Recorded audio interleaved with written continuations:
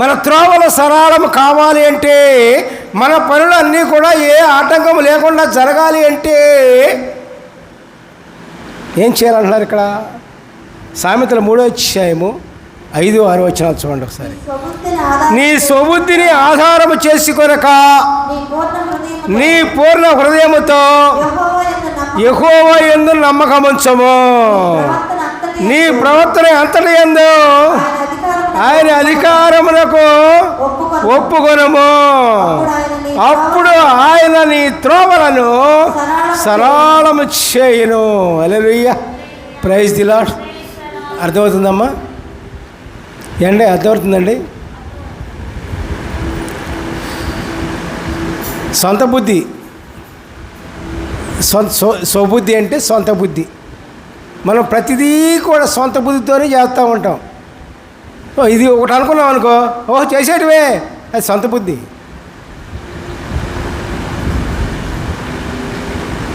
సొంత బుద్ధి అండి. నువ్వు సొంత బుద్ధి మీద ఆధారపడమాక. నీ సొంత బుద్ధి ఎక్కడి నుంచి వస్తుంది? నీ శరీరం ద్వారా వస్తుంది. శరీరం ద్వారా ఏ బుద్ధి పుడితే ఆ బుద్ధి చేస్తూ ఉంటాం. మరి దేవుని యందు నీ యొక్క నమ్మకాన్ని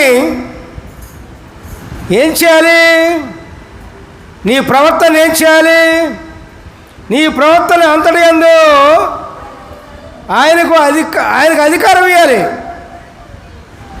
నువ్వేం చేస్తున్నావో, ఏం మాట్లాడుతున్నావో, ఏ విధంగా ఉంటున్నావో, నీకేం కావాలో దేవుని దగ్గర పెట్టాయి. దేవుడు చెప్తేనే నేను చేస్తా, దేవునికి ఇష్టమైతేనే నేను చేస్తా, లేకపోతే చేయను అని నిర్ణయంలో ఉండండి. అప్పుడు దేవుడే నీకు చెప్తాడు. పిల్లారా, దేవునికి స్తోత్రం. Hallelujah, praise the lord, praise the lord. అప్పుడు నీ త్రోవలు సరళము చేయును. దేవునికి తెలుసు నీకు ఇల్లు కావాలని తెలుసు, ఆహారం కావాలని తెలుసు, కట్టుకట్టుకు వస్త్రం కావాలని తెలుసు, నీకు సుఖంగా జీవించాలని తెలుసు.